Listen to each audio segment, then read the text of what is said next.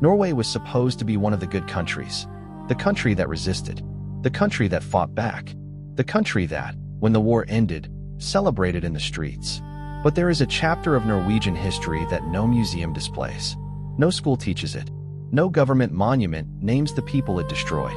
And when the survivors finally found the courage to speak, a court looked them in the eye and told them they had waited too long. This story begins in April 1940. Germany invaded Norway. 500,000 German soldiers flooded into a country of fewer than 3 million people.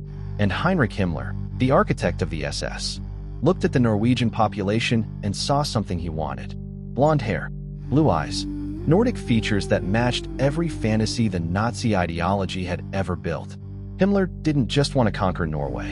He wanted to breed it. The program was called Lebensborn. It translates to Fount of Life.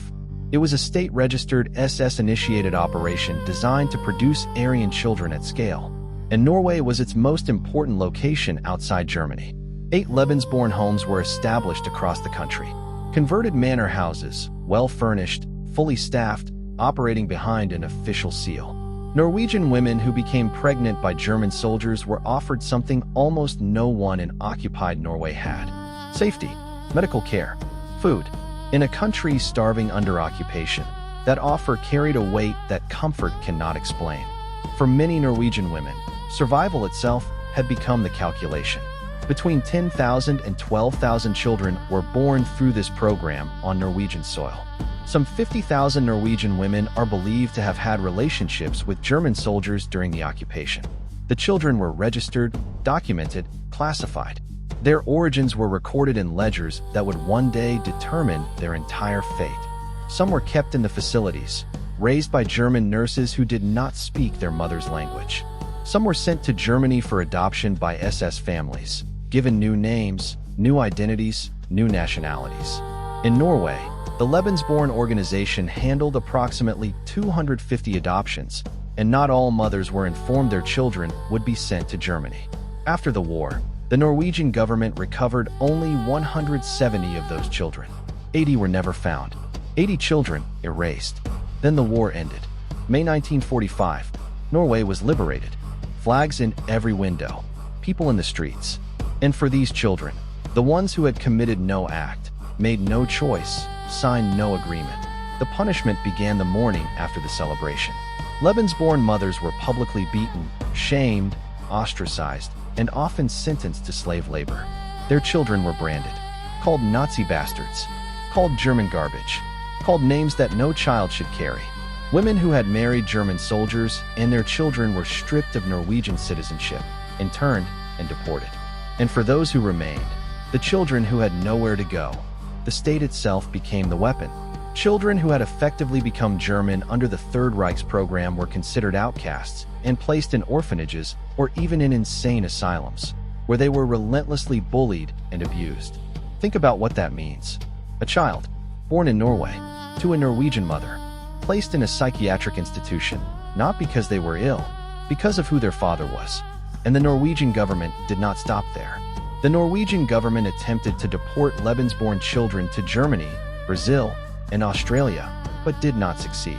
They tried to ship children out of the country they were born in, because those children were a reminder of something Norway did not want to remember. One survivor described it this way: she was beaten by her mother, mistreated by her stepfather, a man the community celebrated as a resistance hero. She had done nothing. She was simply the evidence of a history people wanted buried. Gerd Flakesher, one of more than 10,000 babies born during the Nazi occupation of Norway, said, "I never fought in the war. I never started it. I never ended it. I didn't participate. I was a product of it." She spent decades fighting for acknowledgement. So did hundreds of others. They built legal cases. They found the documents. They traced the records. They proved what had happened, not with memories alone, but with the paper trail of a bureaucracy that had cataloged their entire existence. And in 2007, they took their case to the European Court of Human Rights. More than 150 were children. Decades of suffering compiled into a legal argument. The court heard them, and then dismissed the case. In 2008, their case before the European Court of Human Rights was dismissed. The events had happened too long ago. Too long ago. The institution that was designed to protect human rights told human beings that their rights had an expiry date. The Norwegian government apologized and offered limited compensation, but maintained there was no systematic abuse. The building, now home to the Resistance Museum in Oslo, was used by the Nazis to imprison and execute Norwegian resistance fighters during the war. They are commemorated at the museum. But there is no mention of the Lebensborn children. The resistance fighters have a museum. The children have nothing. In 2018, Norway's Prime Minister issued a formal apology to the women. Norwegian authorities violated the fundamental principle that no citizen can be punished without trial or sentenced without law, she said. The apology came 73 years after the punishment began. For most of the survivors, it came too late. Many had already died. Many had spent their entire lives without ever learning who their father was, without ever holding a document that confirmed their own name was real, without ever hearing a government say the words that should have been said in 1946. This is what erasure looks like when a country does it to its own children. Not in gas chambers, not in mass graves, in orphanages, in schoolrooms, in courtrooms, in silence, in the deliberate forgetting of 12,000 people whose only crime was being born. You will not see this story on a memorial wall. You will not find it in a standard history textbook, because the countries that commit these acts write the textbooks, and the children they destroyed were never given a pen. If this story stopped you, if it disturbed you the way it should, then do something with that feeling. Do not scroll past it. Type the word "born" in the comments right now. That one word tells the algorithm that this story deserves to be seen, that these children deserve to be remembered. Share this video to at least one person today, because every share is a refusal to let this be buried again. And if you believe the stories that history tried to erase deserve to be told, go to the Odd Archive page and leave a review. Recommend this page, because the only way more people find these stories is if the people who already know them refuse to stay quiet. You watched until the end. That means you already know the truth. Now make sure someone else does too.